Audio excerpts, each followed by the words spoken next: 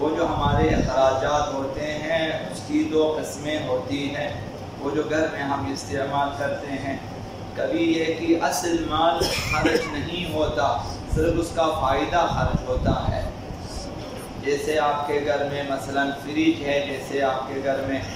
یہ استعمال ہوتی ہیں، یہ چیزیں خود خرچ نہیں ہوتی ہیں. بعض چیزیں خود خرچ ہوتی ہیں، جیسے دالیں، آٹا، چاول، چینی، مثلا مسالہ جات، یہ خود خرچ ہو جاتی ہیں. تو آج کا مسئلہ ان چیزوں کے بارے میں ہے جو خود خرچ ہو کر ختم ہو جاتی ہیں. اس سلسلے میں سال کے اخراجات میں کبھی ایسی چیزیں ہوتی ہیں جو خرچ ہو کر ختم ہو جاتی ہیں، جیسے آٹا، چینی، چائے کی پتی، دالیں، کھانے کی اشیاء، عطریات، شیمپو، صابن، پیسٹ وغیرہ وغیرہ، جو تاریخ خمس کے آنے پر کچھ مقدار میں باقی رہ جاتی ہیں.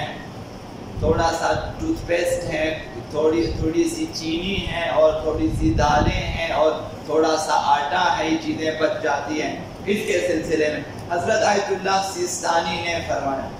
اگر ان چیزوں کی وہ کم ترین مقدار خریدی گئی ہو جو بازار میں، آپ نے وہی خریدا، کم ترین مقدار میں خرید لیا،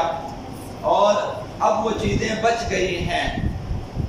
مثلا آپ نے عطر خریدنا تھا، آپ نے سب سے چھوٹی شیشی خرید لی، آپ کا اندازہ تھا کہ اس سے زیادہ مجھے ضرورت نہیں ہے، پھر بھی اس میں سے مثلا عطر بچ جاتی ہے. یا اسی طرح ضرورت کے حساب سے چینی کی مقدار آٹے کے خرید لیا آپ نے کم سے کم مقدار میں،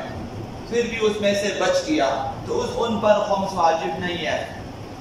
حضرت آیت اللہ سیستانی نے فرمایا ان پر خمس واجب نہیں ہے. اگر آپ نے اضافی خرید لیا تھا، 3 کلو چینی ضرورت تھی، آپ نے 5 کلو خرید لیا تھا، عطر کی چھوٹی شیشی آپ کی ضرورت تھی، آپ نے بڑی شیشی خرید لی تھی، اس طرح سے کچھ اضافی ہم لوگ احتیاطاً کچھ زیادہ خرید لیتے ہیں. اس صورت میں جتنی مقدار میں سر سال کے بعد بچ گئی ہو اس کا خمس ادا کرنا واجب ہے. تو یہ حضرت آیت اللہ سیستانی نے یہ فرق رکھا ہے، کم سے کم مقدار میں آپ نے خرید لیا اور اگر بچ گئی تو کچھ چیزیں تو خمس واجب نہیں ہے، کچھ زیادہ خرید لیا تھا اور وہ چیزیں بچ گئی ہیں تو ان پر خمس واجب ہے. حضرت آیت اللہ مکارم شیرازی نے اس سلسلے میں فرمایا اگر بچی ہوئی مقدار ارزش مالی رکھتی ہو، بازار میں اس کی قیمت ہوتی ہے، خریدار بھی ہوتے ہیں، مثلا ایسی چیزیں ارزش ہے، اس کی قیمت ہوتی ہے، تو جس مقدار میں آپ کے جو ہے سالانہ کر کے اخراجات میں سے بچی اس کا خمس دینا واجب ہے. اگر ارزش مالی نہ رکھتا ہو، ایسی چیزیں کہ بازار میں اس کی کوئی قیمت نہیں ہوتی ہے، تو لہٰذا اس پر خمس واجب نہیں ہے. یہ حضرت آیت اللہ سیستانی، حضرت اللہ مکارم کہ اگر بچی ہوئی چیزیں ان کی قیمت نہیں ہوتی ہے، بازار میں ان کی کوئی قیمت نہیں ہوتی، لکڑی کا ایک ٹکڑا ہے مثلا، یہ ایسی چیزیں ہیں مثلا جو ہے آدھی روٹی ہے مثلا، اس طرح بہت ساری چیزیں، اب مثلا ٹوتھ پیسٹ کا آدھا حصہ بازار میں ان کی قیمت نہیں ہوتی ہے، خریدار نہیں ہے، تو ان کے اوپر اگر ارزش مالی نہیں رکھتی ہے تو خمس واجب نہیں ہے. یہ سب کا فتویٰ ہے. تو جو بچی ہوئی چیزیں ہیں حضرت آیت اللہ سیستانی کا عرض کیا، آپ نے کم ترین مقدار میں خریدا تھا، بچ گیا، خمس واجب نہیں ہے. زیادہ مقدار میں خرید لیا تھا، بچ گیا، خمس واجب ہے.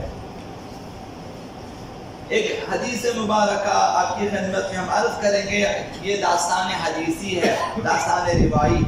کہ حکم بن علبہ اسدی نامی شخص بحرین کا گورنر بنا ایک زمانے میں، کافی مال اس کو ملا، اس نے باغات خرید لیے، زمین اس میں سے خرید لیے، غلام، کنیز وغیرہ انہوں نے خرید لیے، پھر اپنے اموال کا خمس لے کر آ گیا حضرت آبا امام باقر علیہ السلام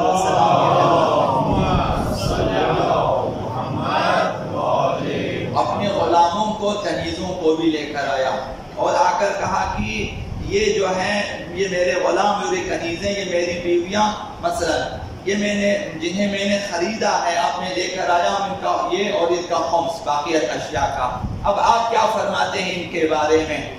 استفسار کیا اس نے. تو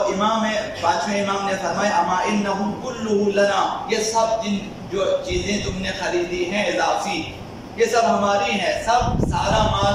ہمارا ہے۔ وقت قبلت ما جئت به، وہ جو بعنوان خمس تم لے کر آئے ہو اسے میں قبول کر لیتا ہوں۔ وقد حللت من امہات اولادک، یہ جن کنیزوں سے بچے ہو گئے ہیں وہ میں تمہیں ایسے ہی بخش دیتا ہوں، یہ کنیزیں تمہاری ہو گئی۔ وَأَوْلَادِ نِسَائِكَ وَمَا أَنفَقْتَ، اور جو کچھ تو نے اپنے لیے خرچہ اسے بھی میں تمہیں بخش دیتا ہوں، حلال کر دیتا ہوں۔ وَضَمِنْتُ لَكَ عَلَيَّ وَعَلَىٰ أَبِي الْجَنَّةِ، سب سے مہم بات یہ ہے کہ ایک شخص ساری چیزیں خریدنے کے بعد امام کے پاس آ جاتے ہیں اور تمام چیزیں بیان کر دیتے ہیں، خمس بھی دے دیتے ہیں۔ ممکن ہے کہ آپ بھی اور ہم میں سے بھی کوئی اس میں شامل ہو جائے۔ امام نے فرمایا کہ جو کچھ تو نے کیا میں اور میرے والد کے اوپر، ان چوتھے امام، ہم دونوں تمہاری جنت کی ضمانت دے دیتے ہیں۔ خمس کی ادائیگی میں یہ ہو، ممکن ہے کہ ہمارا جنت میں جانے کا دار و مدار ایک خمس پہ رہ جائے، سارے اعمال ہمارے درست ہو سکتے ہیں، مثلا ایک خمس جسے ہم نے نظر انداز کر دیا، ممکن ہے اس شخص نے سب کچھ خریدا، باغات زمینیں خرید لیا، حساب کیا، خمس لے کر آ گیا اور کنیزوں کو بھی لے کر آیا کہ یہ غلام یہ کنیزیں امام نے جو ہے چونکہ امام کے سامنے اس نے پیش کیا تو اس نے امام علیہ السلام نے اسے بعض چیزیں بخش دیا، کنیزیں، غلام، باغات زمینیں جو کچھ اس نے خریدا تھا، صرف وہ جو مازاد خمس لے کر آیا تھا اسے امام نے قبول کیا اور ساتھ میں اسے اپنے اور اپنے والد گرامی کی طرف سے جنت کی ضمانت بھی دی۔